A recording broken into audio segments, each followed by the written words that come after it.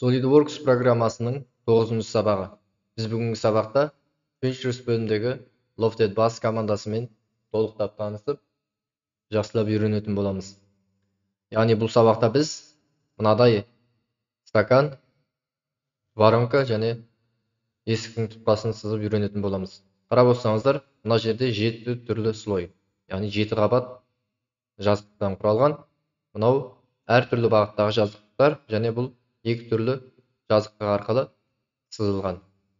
Яғни осы Reference Geometry бөліміндегі Plane бөлімін тиімді пайдалану және қалаған сызбамызды сызуды үйренетін боламыз. Ол үшін жаңадан парақ ашамыз. Қазір стаканнан бастайтын боламыз. Жаңадан парақ аштық міне. Ашылғаннан кейін бізде осы жазықтықтың ішіндегі кез келген біреуін таңдап аламыз. Біз топ плейннен бастайық. Бірінші мышканың оң жағын басып, сол жағын басып, көз белгісін, яғни өзімізге көрсетіп алайық. Бұл жерде мынандай Reference Geometry бөлімін таңдап, бір жолда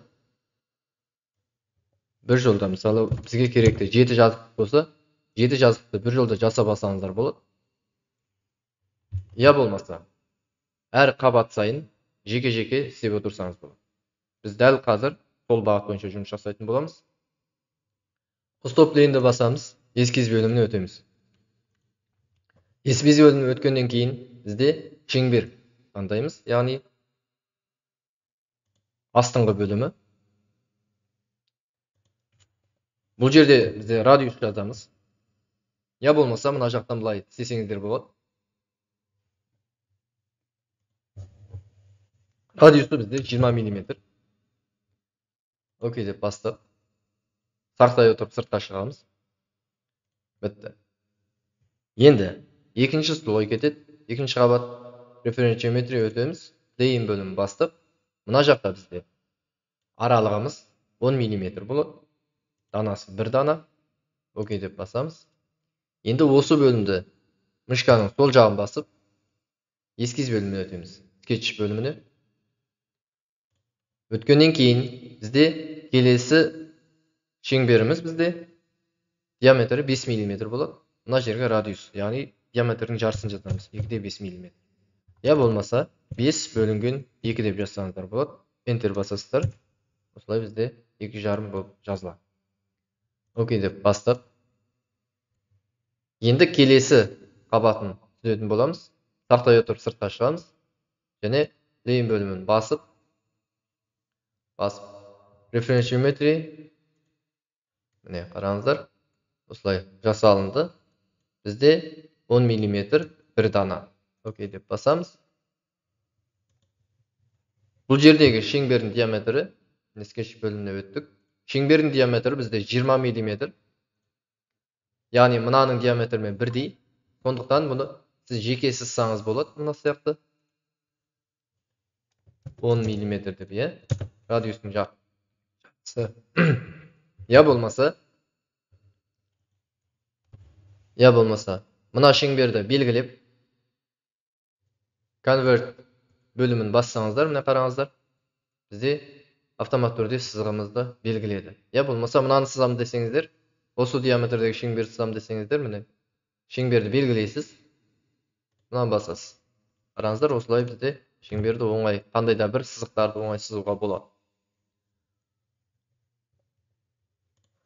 Бізде қазір бұл диаметр бізде 3-ші слойдікі 5 мм болғандықтан 5 деп бастық. Қараңыздар. Сақтай отырып сыртқа шығамыз. Келесі диаметр бізде Reference Geometry Plane аралығы 10, данасы 1 дана. Окей деп бастық.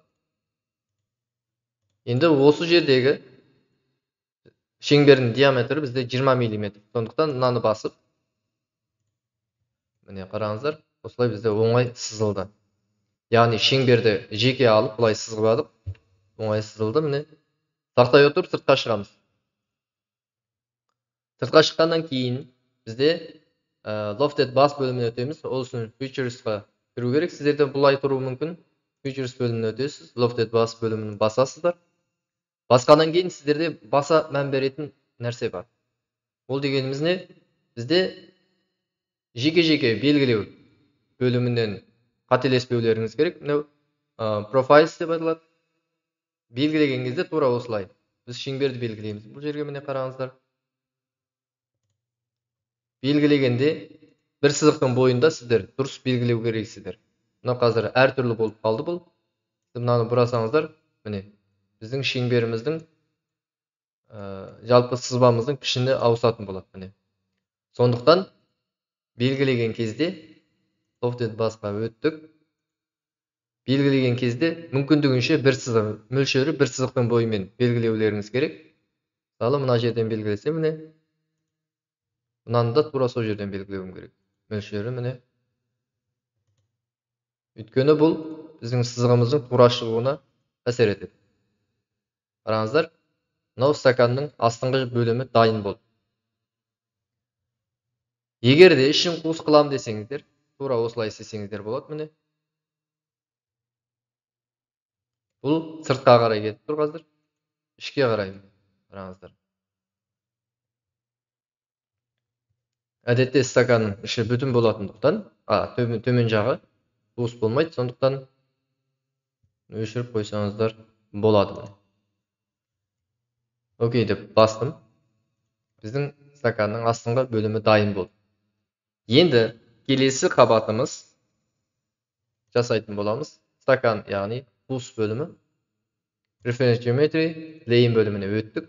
Өткеннен кейін міне жазықтығымыз аралық 10 мм, данасы 1 дана. Окей деп бастық. Бұл жердегі бізде диаметр.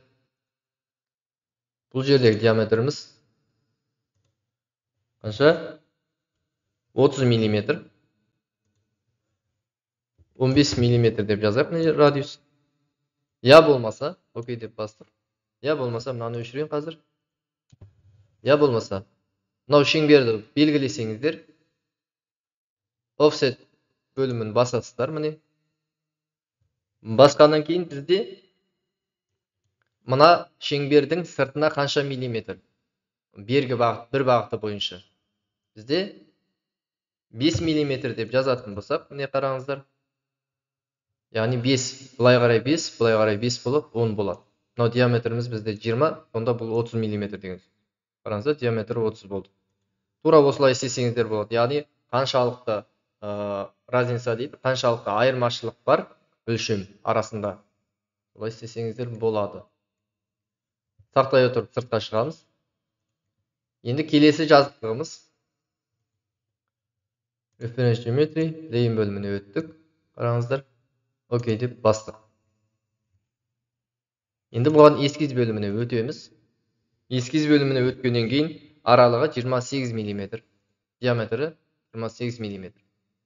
Қараңыздар, 28, яғни 14 мм радиусын жаза салсаңыздар болады. Окей деп бастық. Сақтай отырып сыртқа шығамыз. Келесі жазықтығымыз ең соңғы ернеуі, яғни Reference geometry, лейін бөліміне өттік. Окей деп бастық. Бұл жерде шеңбер эскиз бөліміне өтеміз. Шеңбер сызамыз. Шеңберіміз бізде 26 мм. 26 мм деп жаздық.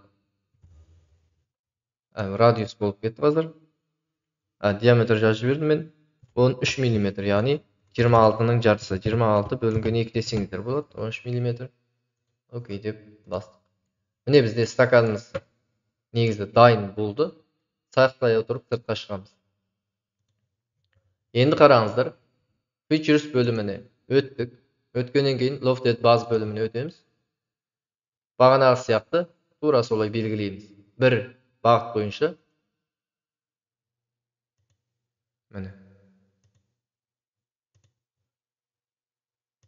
Міне бізде стаканымыз дайын болып қалды. Міне енді іші бізде қуыс болу керек. Сондықтан мына бөлімді басамыз. Қараңыздар, мынау сыртына қарай кетіп тұр қазір. Қарап отырсаңыздар, сызықтың шеңбердің сыртына қарай кетті. Енді біз ішіне қарай бұруымыз керек. Стаканның қалыңдығы, ернеуінің қалыңдығы бұл. Ернеуінің қалыңдығы, мына жердің қалыңдығы. Сондықтан біз 1 мм деп қалдырдық. Окей деп бастық. Стаканымыз дайын болды. Стакан дайын болды, міне сызылып. Енді осыны қалаған материалдарыңызға берсеңіздер болады. Мына жақта бізде 0,5 мм десек, көп болып кетеді. 0,1 мм дейік. Скругление міне. Окей деп белгіледік. Қазір қараңыздар міне. Енді ернеу бөліміне. Бұған да солай жазамыз. Бұған 1 мм болса 0,5 мм деп жазсаңыздар міне.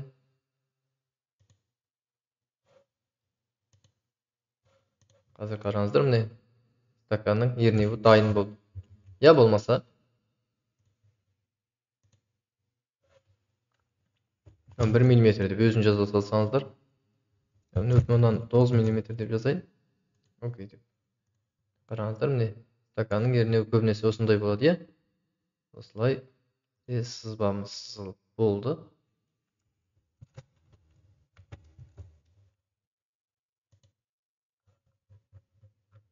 Міне.